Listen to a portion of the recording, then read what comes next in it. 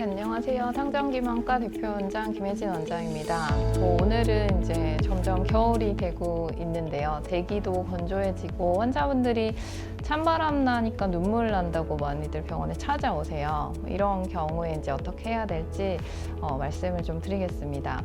실제로 눈물 내려가는 길이 눈물샘이 막힌 것 같아요 라고 얘기를 하시는 분들이 많은데 실제로 검사를 해보면 정말 그 눈물샘은 사실은 눈물을 만들어내는 구조물을 얘기하고 눈물 길이 막히는 경우도 있기는 있어요. 근데 그런 경우에는 항상 눈물이 잘 안 내려가기 때문에 항상 눈물이 고여 있어야 되는데 찬바람이 불 때만 눈물이 많이 난다? 그거는 오히려 건조증 문제거든요. 네. 그래서 일단 건조증, 건성암이라는 거의 개념은 요즘 좀 염증 질환으로 해석을 하고 있어요. 그래서 눈물 내에 삼투 농도가 높아지고 안구 표면에 그런 염증 수치들이 좀 올라가면서 되게 복잡한 질환으로 건조증이 이제 이해가 되고 있고 이제 전반적인 안구 불편감 그리고 시력의 질 저하, 눈물막 불안정 이런 걸로 이제 건조증을 이제 여러 가지 세계 학회들에서 이제 정의를 하고 있습니다.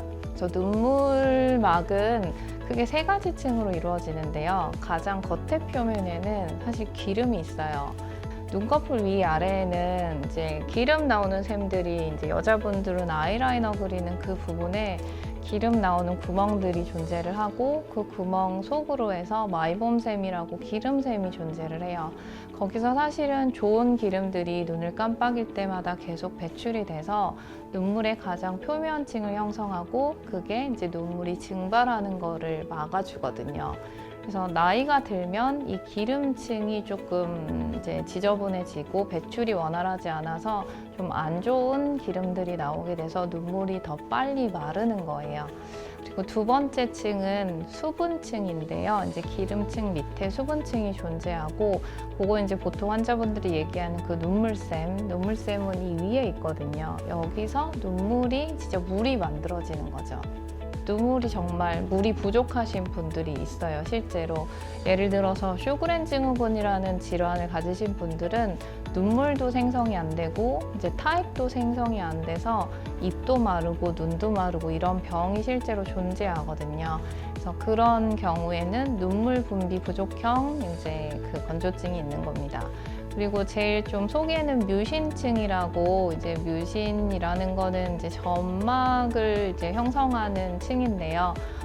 거기에는 이제 술잔 세포라는 게 존재를 해요. 그래서 가장 속에 있는 층이라서 이런 뮤신층을 좀 강화시켜줘서 이제 뮤신 분비를 촉진하는 안약도 쓰게 됩니다. 환자분들이 이제 병원에 오면 저는 이제 몇 가지 검사를 하고 이런 이제 건조증의 원인에 따른 치료를 하고 있습니다. 일단은 눈을 딱 떴을 때 가장 밑에 쪽에 이제 존재하는 기저 눈물량을 측정을 해요. 요게 아까 말씀드린 그 쇼그렌 같은 경우에는 0.1mm도 되지 않는 기저 눈물량이 거의 없는 소견이 보이고요. 눈물의 양 자체가 되게 줄어들어 있는 분들은 한 0.2mm 이내로 측정이 됩니다. 그래서 이런 경우에는 물을 보충해주는 치료를 해야 돼요. 그리고 두 번째로는 이제 저희가 건조증을 진단할 때 브레이크업 타임이라고 해서 BUT로 표현을 하는데 눈물이 이제 마르는 시간을 측정해서 건조증을 진단을 하게 되고 보통은 한 8초에서 10초 미만이면 건조증으로 얘기를 합니다.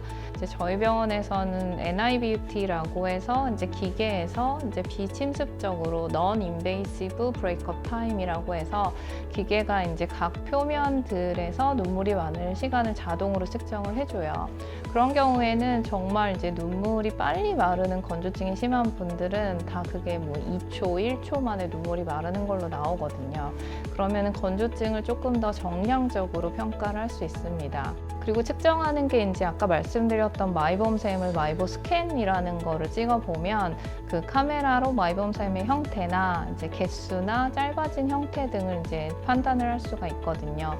젊으신 분들은 이제 다음 사진에서 보시는 것처럼 이제 마이봄샘들이 굉장히 직진으로 이제 쭉쭉 많은 양들이 이제 잘 되어 있고 거기서 이제 기름이 잘 배출이 되는데 나이 드신 분들 그리고 이제 MGD라고 해서 마이봄샘 기능 장애를 가지고 있는 분들은 그 마이봄샘이 굉장히 좀 파괴되거나 짧아진 소견이 보여요. 있어요. 그래서 그런 경우에는 눈물이 증발하는 거를 이제 막아주지 못하기 때문에 그런 눈물 증발형 건조증이 심해지게 됩니다. 그리고 눈물막 지질층의 두께도 이제 진단을 해서 이제 전반적인 건조증 상태에 대해서 지금 일단 평가를 좀 해주셔야 돼요. 그래서 이제 이런 건조증이 각 이제 검사 결과에 따라서 만약에 물이 부족한 건조증으로 나오면 저는 이제 물을 보충해주는 치료를 하게 되고요. 거기에는 이제 당연히 인공 눈물을 넣거나 이제 뮤신 분비를 촉진하거나 이런 게 기본 치료이고, 이걸로 개선이 없으면 의료보험이 되는 건조증 치료 중에 누전 폐쇄술이라는 건조증 치료가 있어요. 눈물이 내려가는 구멍에 살짝 플러그를 넣어주면 거기서 눈물이 천천히 내려가면서 좀 눈물이 오래 머물게 돼서 보습 효과를 주는 거고, 이거는 3개월 정도면 높기 때문에 3개월마다 효과가 좋으면 지속적으로 해주시면 됩니다. 그리고 이제 제일 중요한 거는 사실은 눈물 증발되는 건조증이 되게 많거든요. 그런 경우에는 IPL 레이저가 굉장히 도움이 돼요.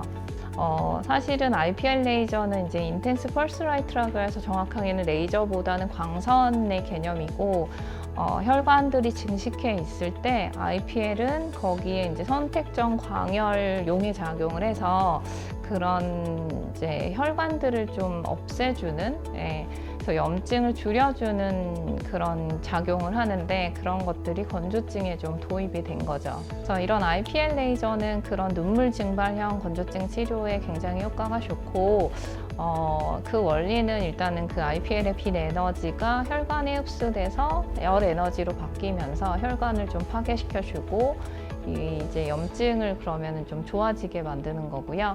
이제 물리적으로는 높은 온도의 에너지가 마이봄샘에 전달돼서 이제 굳어있는 마이봄샘을 녹이고 액체화시키는 방법이 하나 있고, IPL 레이저는 이렇게 기름이 안 좋은 환자분한테는 제가 이제 설명을 드리고, 한 3주 간격으로 최소 3번에서 5번 정도 주기적으로 진행을 해야 효과가 제일 좋은 걸로 되어 있어서, 뭐 또 백내장 수술하고 나서도 이제 안검염이 좀 일시적으로 심해지거든요. 건조증이 심해질 때는 건조증 치료를 집중적으로 해야 되고, 이 경우에 IPL을 사용하시면 좀 많이 눈물의 질을 끌어올릴 수 있습니다.